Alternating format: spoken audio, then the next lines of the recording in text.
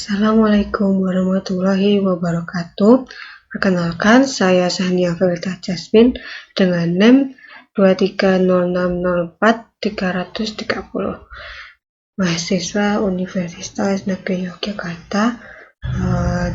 Di sini saya ditugaskan untuk memenuhi tugas ujian akhir semester, yaitu pada mata kuliah statistika. Untuk tugasnya sendiri yaitu uji analisis non-parametrik. Pertama pada uji regresi. Apa sih uji regresi itu?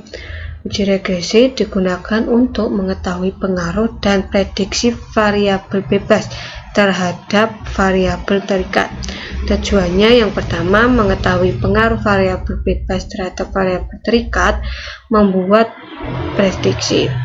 Jenis dari regresi itu ada dua macam. Yang pertama, regresi linear sederhana, yaitu satu variabel bebas dan satu variabel terikat.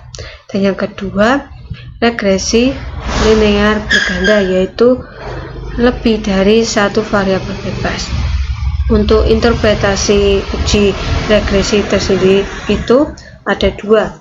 Yang pertama, sig kurang dari atau lebih kecil dari 0,05, yaitu terdapat pengaruh yang signifikan. Untuk yang kedua, sig lebih dari atau lebih besar dari 0,05, yaitu tidak terdapat pengaruh yang signifikan.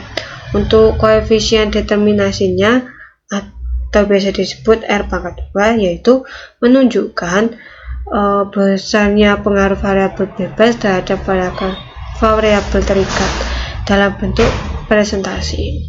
Nah, di sini mempraktikkan dan menjelaskan bagian regresi, yaitu uji regresi sederhana. Uji regresi sederhana itu terdiri dari, yaitu bertujuan untuk mengetahui adanya atau tidaknya pengaruh variabel independen terhadap variabel dependen.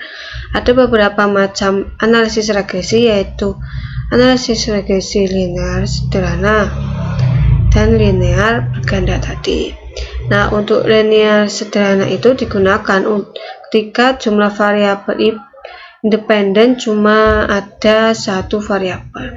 Ada beberapa uji prasyarat yang harus terpenuhi sebelum melakukan analisis regresi sederhana, di antaranya lolos uji normalitas, uji heteroskedastisitas, uji linearitas, dan uji autokorelasi atau biasa disebut data T-series atau data sekunder.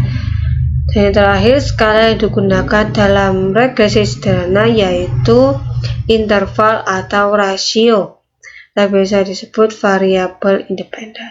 Nah, langsung aja di sini aku akan mempraktekkan bagaimana sih kita bisa mendapatkan uji regresi sederhana itu. Yang pertama, siapin data-datanya dulu, yaitu sekitar 37 data, yaitu variabel X dan variabel Y. Nah, setelah kita udah mengisi data-datanya ini, kita masukkan ke dalam data telah diisi. Kemudian kita klik analisis, kemudian klik regression, kemudian klik linear, kemudian yang variabel Y kita masukkan dependen yang atas, dan untuk yang variabel X kita masukkan ke independen yang bawah. Kemudian kita klik OK. Nah, ini muncul hasil output regresi linear sederhananya, yaitu ada modul Summayer, ANOVA, Conversion.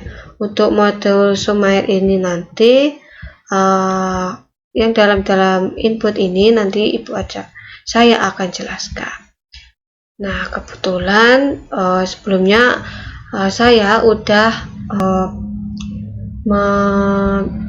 buat data-data kesimpulan dari hasil output ini. Nah, untuk model Schumacher ini nanti masuk ke dalam output koefisien independen, di mana hasilnya yaitu 0,536. Diketahui nilai R square sebesar 0,536, maka berkesimpulan bahwa sumbangan pengaruh variabel independen terhadap variabel dependen sebesar 53,6%. Nah, untuk tabel yang ANOVA tadi itu masuk ke dalam output uji F, di mana independen Y dan prediktor konstan yaitu X. Output di atas tidak digunakan dalam regresi sederhana dikarenakan output uji F bertujuan untuk mengetahui ada atau tidak pengaruh variabel independen terhadap variabel dependen secara simultan atau bersama-sama. Maka dari itu lebih cocok digunakan dalam regresi berganda. Begitu. Jadi data ini cocoknya untuk regresi berganda, bukan untuk regresi sederhana.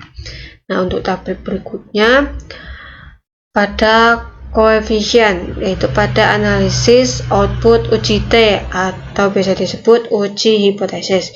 Diketahui nilai sig variabel independen sebesar 0,00 atau kurang dari 0,05, maka berkesimpulan variabel independen berpengaruh signifikan terhadap variabel dependen.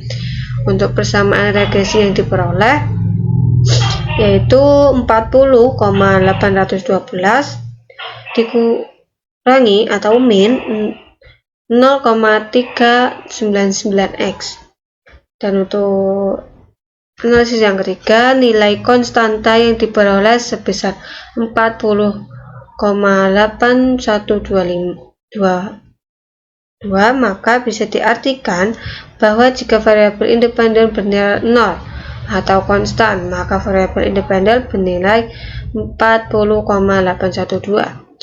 Nah, untuk yang terakhir, nilai koefisien regresi variabel independen bernilai negatif sebesar 0,399, maka bisa diartikan bahwa jika variabel independen meningkat, maka variabel independen akan menurun.